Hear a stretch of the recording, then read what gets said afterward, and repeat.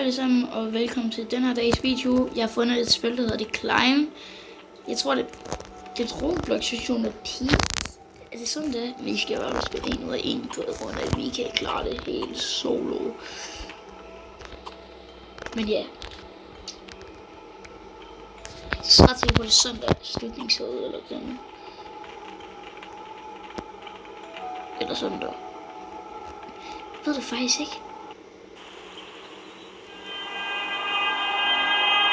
Nej, hvad sker der? Er det vores fly? Er det vores helikopter?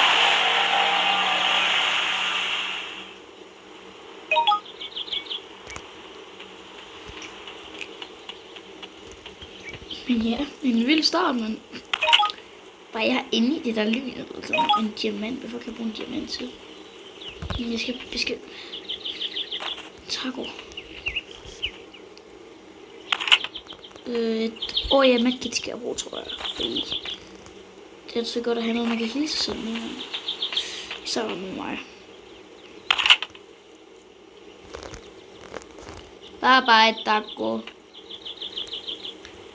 Jeg ved ikke, hvor meget energi jeg kommer til at have, hvis jeg har så mange medkits. Ikke særlig meget, hvis jeg får sådan fuld... Og jeg fik bare en diamant.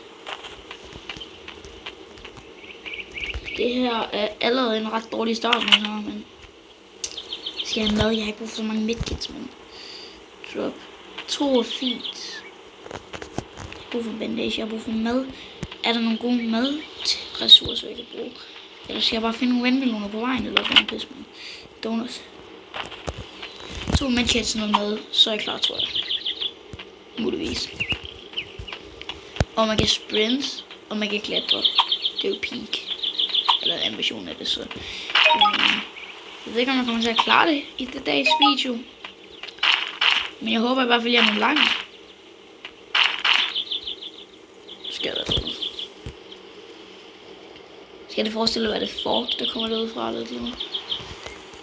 Ellers er det bare så langt ud væk, der er herfra. Hvorfor kan det være derude? Prøv lige at komme op, så man kan se det. Jeg tror, vi kan klatre hele vejen derop. Det er faktisk. Okay, den går hele vejen rundt om simpelthen.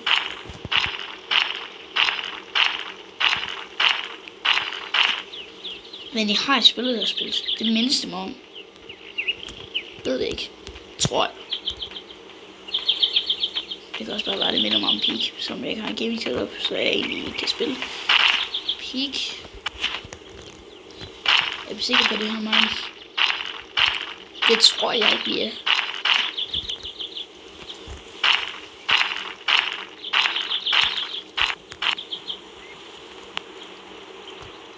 Lige nu, der går jeg egentlig mest efter at få 80 likes, så jeg kan begynde at lave livestreams, hvor det ikke kan kigge med.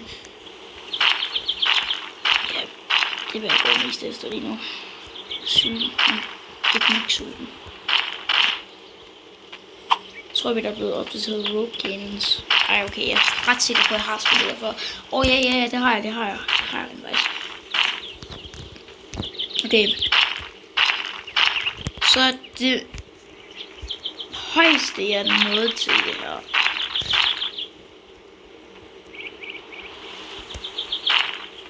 Det er vulkanen. Jeg kan se junglen, men jeg skal helt op i toppen, så jeg kan få den der boote. Jeg plejer bare op. Jeg tror ikke, det er en statue, det her spil. Jeg husker rigtigt. Ej, men jeg synes bare, jeg har spillet det for ikke så lang tid siden. Jeg kan bare ikke huske det. Ej, jeg har altså spillet det, for jeg kan godt huske det. Jeg kan huske det, som en dårlig grund. Ja, der er en boote-statue. Den plejer at kunne gøre sådan, at du mister mad. Du mister sult, så du ikke er sulten. Jeg er ret sikker på, ikke? Det kan man gøre. Et medkit til. En diamant. Ellers gør det en diamant. Er der flere keystone i? Okay. Shrine. Sådan der, man mister alt naturligt. Ja, men det der er et højt bjerg, men Det tror jeg ikke, jeg må se. Øj, den der mushroom er fucking til på rock. En vandmelon. Ej nu. Dum medkit. Ikke noget, man kan tage sig ind. Et eller andet. Det er den her.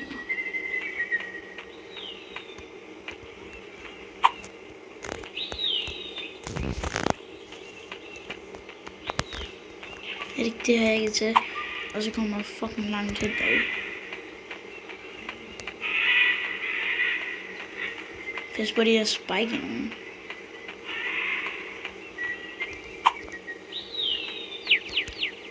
Ja, det er den her vej, ikke? Det bare var så et slags loop.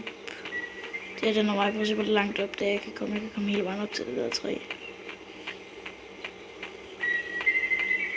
Skal jeg bare klatre videre derfra.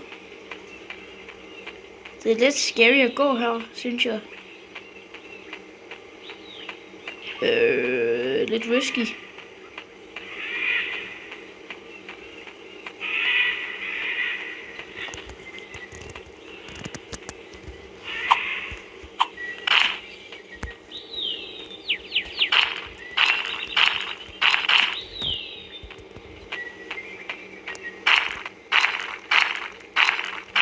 Vandmelon på mig, jeg er ikke bange for at bruge den.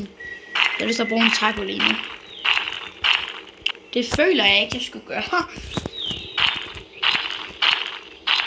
Ej, det skal jeg ikke bruge en taco. Oh shit.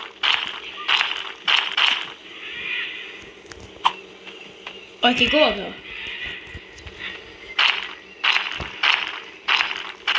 Okay. Rent faktisk noget ret langt. I og med, at jeg ikke får noget reb. Oh shit.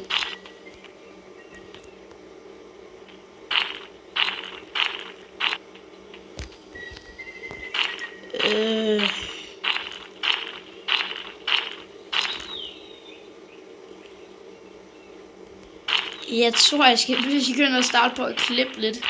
Ellers kommer den her video til at blive alt for lang. Ja. Yeah. Det går da sindssygt godt indtil videre.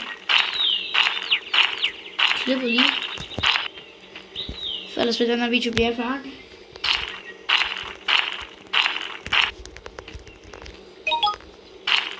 Oh shit, the void. Shit, the void. That's not some good stuff.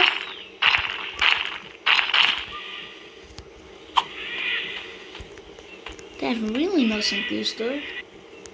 Så ja, vi har sgu næsten, men... Oh shit.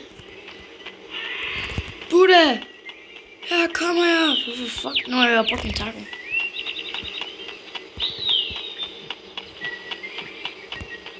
Jeg ved ikke, jeg føler ikke, jeg skal bruge Buddha. Sådan helt.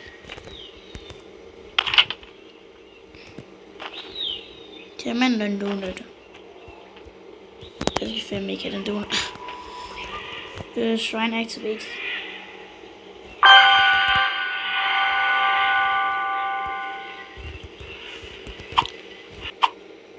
Oh shit, the crystal cables.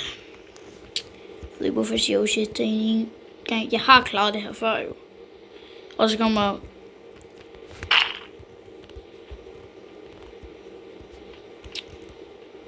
Jeg tror, det klipper indtil jeg kommer op på bjerget. Så er jeg i hvert fald kommet nogle vegne. Jeg tror, jeg kommer lidt for langt op på bjerget til at starte videoen nu. Men ja, sådan kan det jo gå. Jeg ved ikke, skal jeg bruge min... Jeg bruger bare min... Skal jeg bruge min donut til, eller skal jeg ikke? Jeg bruger for det. Men de sprinter jeg stadigvæk. Ikke engang.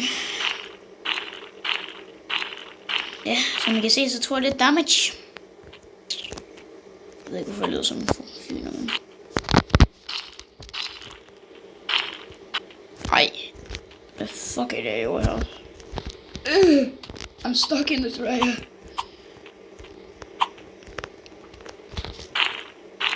Okay. Tag lagt op.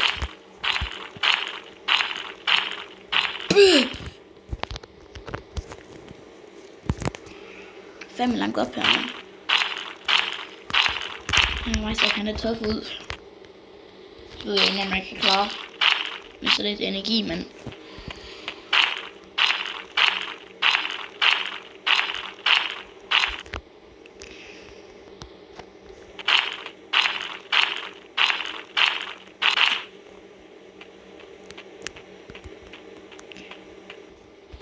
Ja, jeg klipper lige igen. For som sagt, ellers den her video til alt for lang tid. Det skal den helst ikke. Eller skulle jeg bare tage en lang video og vælge at give den en halv times arbejde eller få en pis med.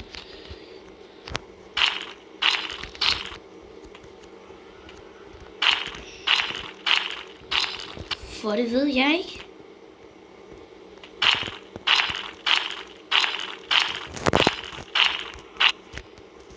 Prøv lige vente 2 sekunder, jeg skal lige hurtigt noget. Jeg bliver bare stående her. Hej, og imens jeg lige var væk, så er jeg fandme blevet endnu mere sulten. Men jeg har ikke tænkt mig at gøre noget imod det, indtil jeg kommer op til ham der Bude.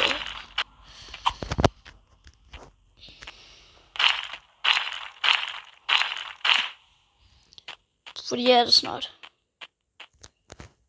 Og det er sådan, der er fandme en blokering der. Tager han.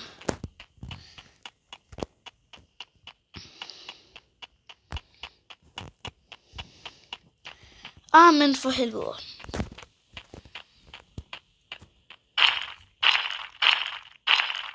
Den her video har jeg stadigvæk på fornemmelsen, som kommer til at tage rigtig lang tid.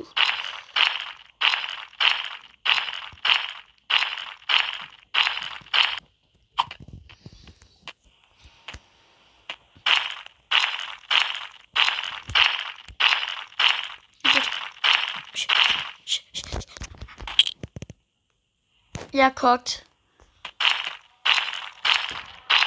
Så er det bare for noget at vente på, men nu glæder jeg mig fandme til at komme op til andre Bude. Jeg ikke tænkt mig at bruge min vægtkæft. Det er kun til nødsituationer, sådan der er en kæmpe nødsituation. Jeg aner ikke, hvorfor det var, jeg valgte at hoppe.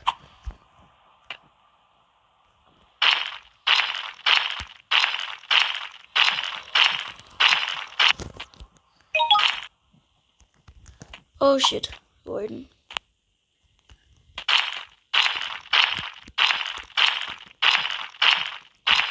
Hvor den kommer.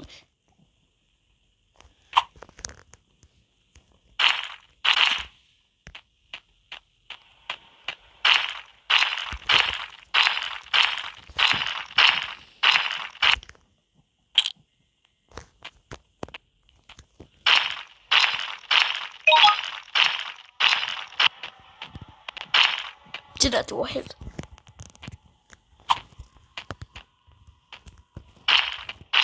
Det her det er en katastrofe. Og det er ikke særlig god katastrofe. Det er en af de dårlige. Jeg er kogt.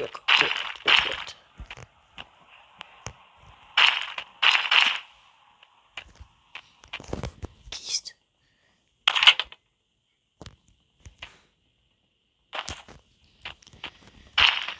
Jeg har fået noget problem. Hvad hvis jeg kommer til at med sult og alt muligt?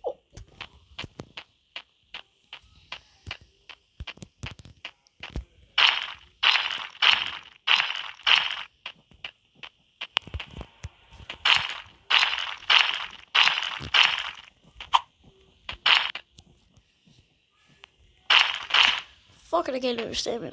Jeg er kogt. Jeg glæder mig sindssygt meget til noget til toppen.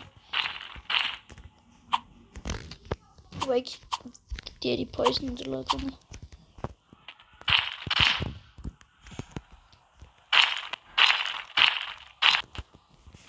Oh shit.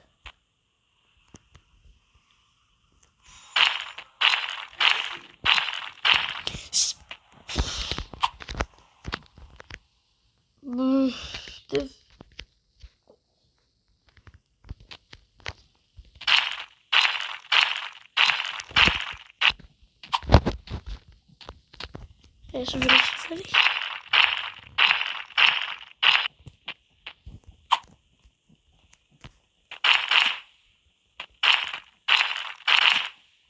Buddha!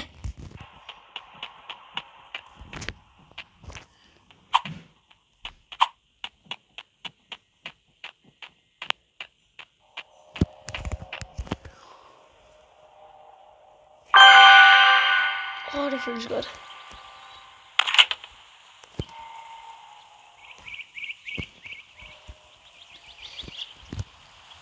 Den her skal jeg bruge til den rejse, men nu skal jeg i vulkanen.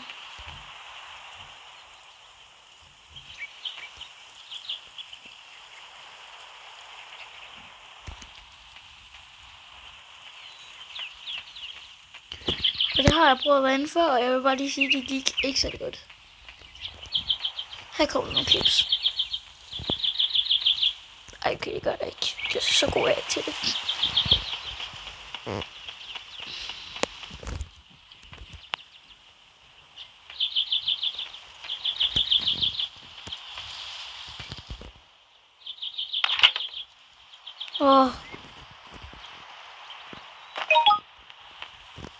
Dropper man. Gør de på en lille testbøkke. Så jeg er ikke sulten. For nu kommer det til at gå amok. Jeg har ikke kommet forbi det her endnu.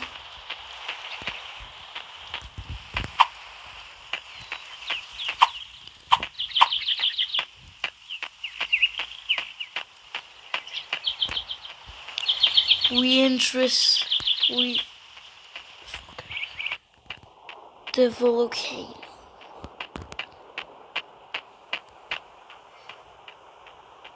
Så synes jeg lige pludselig med, at det var sådan lidt forandret.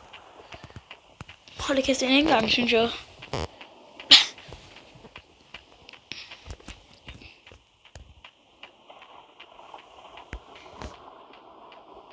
Nej.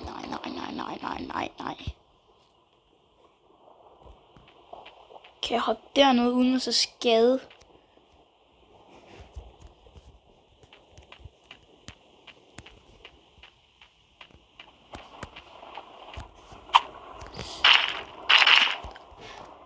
Ikke allerede.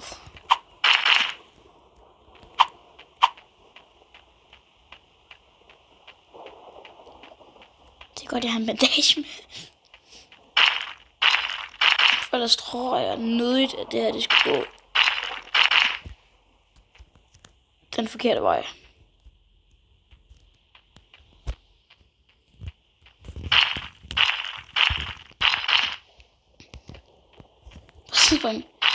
Jeg kan huske, jeg spillede sammen med min ven, ikke? Bis jeg får en cheeseburger eller noget. Og så døde han, så skulle han spawn derhen. Så orkede han ikke komme hele vejen op til mig. Så han valgte at klatre op på toppen af vulkanen. Så jeg har ingen idé, hvordan det skulle lykkes ham. Men det gjorde det heller ikke. Vi gav op.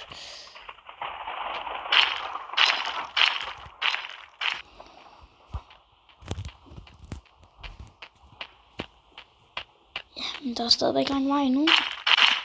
Den her video kommer nok til at blive virkelig lang.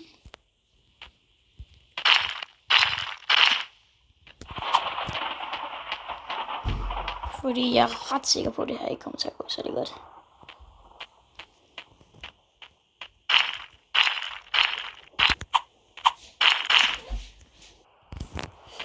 Jamen. Oh my god.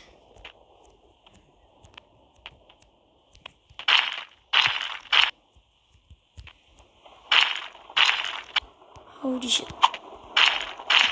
Måske hvis jeg kommer til at klippe der. Havde lige nogle problemer.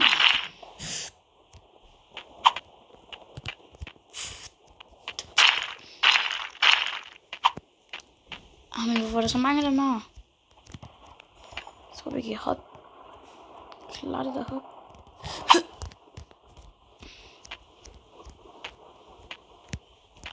Det er godt at spørge.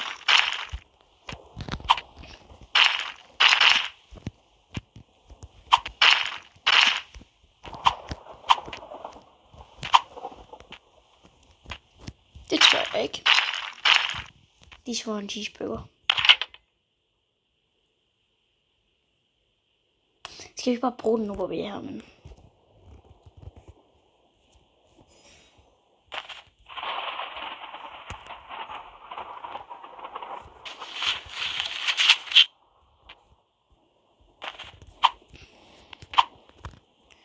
sådan lidt bedre, synes jeg.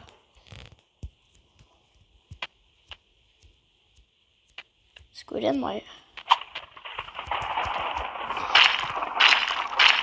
Hvordan? Det er derfor, jeg skulle gemme det, men jeg har allerede taget det der fire damage igen.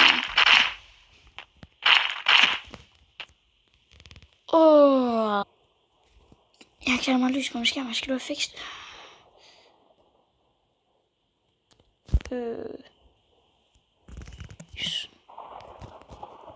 Det var bedre. Jeg ved ikke, om I fik lys. Det gjorde jeg i hvert fald.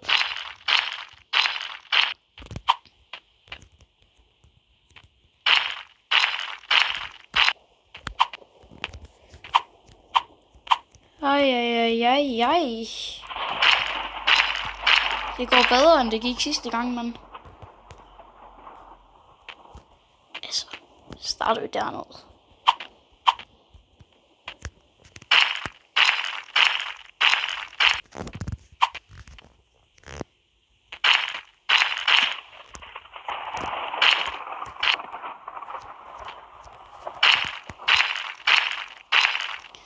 Ej.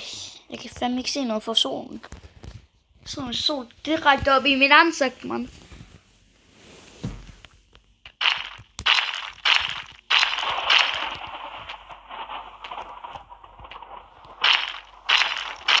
Så nok ikke lige sådan ud for jer, mand. Ej, det er langt det der.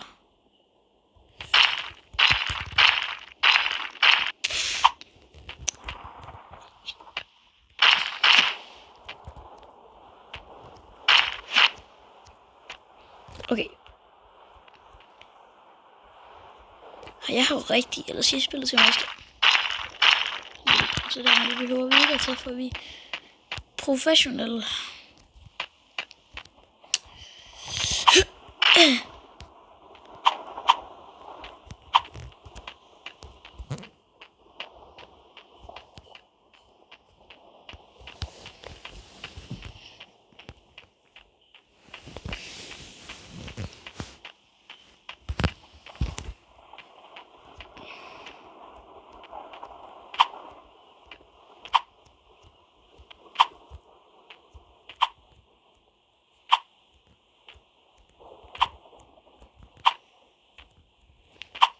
Okay, det kan jeg godt.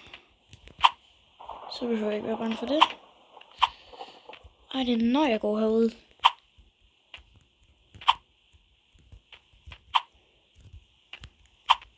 Det er den første kæde, jeg nogensinde har prøvet at gå på i det her spil, men hvad fuck forventer I, men? At jeg kommer til at klare det her professionelt. Så tænk dig lidt bedre om. Ej, jeg er sulten. Jeg er næsten nødt til at lige tjekke en vandmelon, men... Er du seriøs? Ej, nu kan jeg godt mærke, at jeg er ved at blive sur. Nu ved jeg i hvert fald, hvor gode cheeseburgers er, og hvor gode vandmeloner er.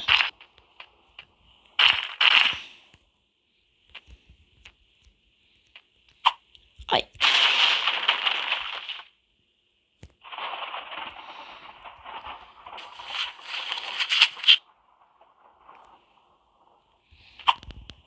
Så det hjælp. Men dog ikke så meget. Så hvor dum kan man lige have være?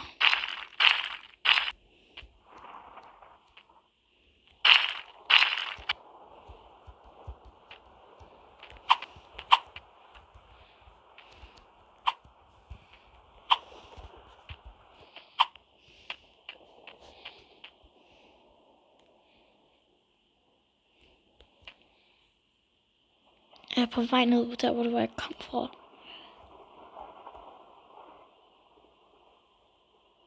Det var jeg ikke.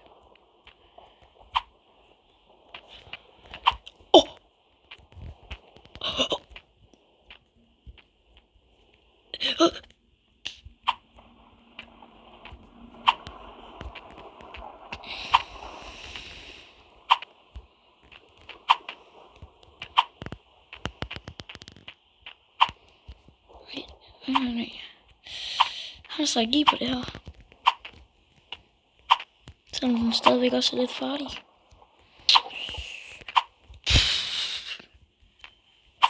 Fandme langt op. Og langt ned. Begge veje gælder det her sted, men...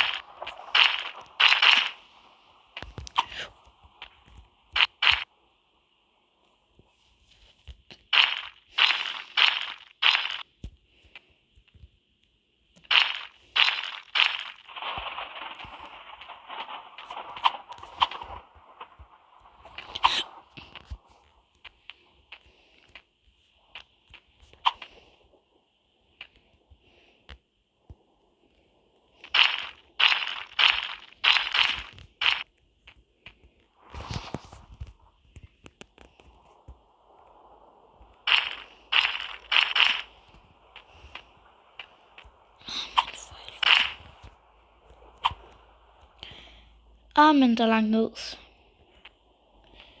Den del kan så fandme ikke gå på nu, hvor jeg rent faktisk ser den.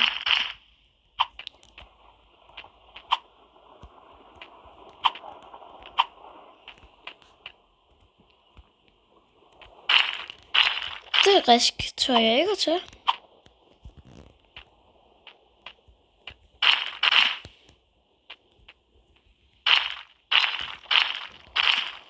For altså, det er jo mig, der spiller spillet, og så burde jeg jo også bestemme, hvad det er, jeg laver.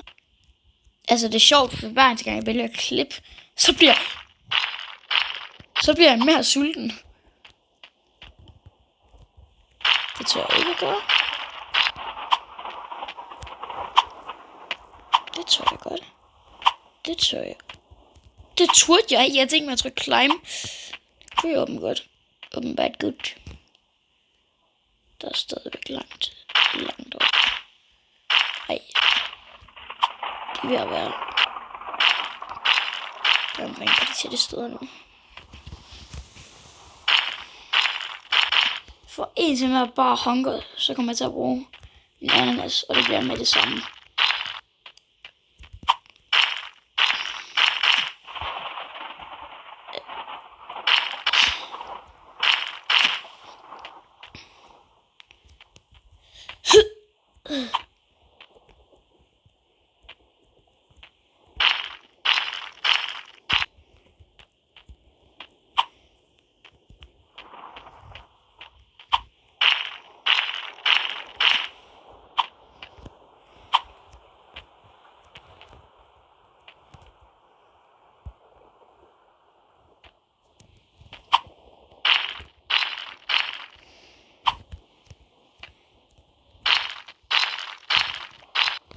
Det ser ud til, at jeg bliver nødt til at bruge den her ananas nu.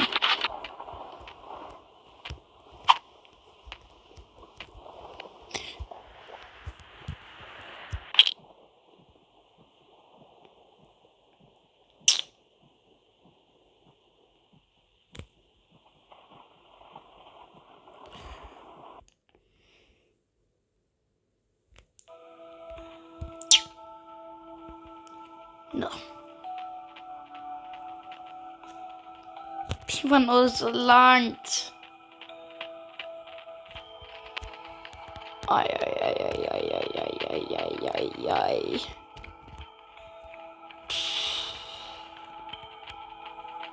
Nå, men... Ja. Skriv en kommentar, hvis I gerne vil se mere i fremtiden. Vi ses alle sammen. Hold det kæft, noget nedtur det her, mand.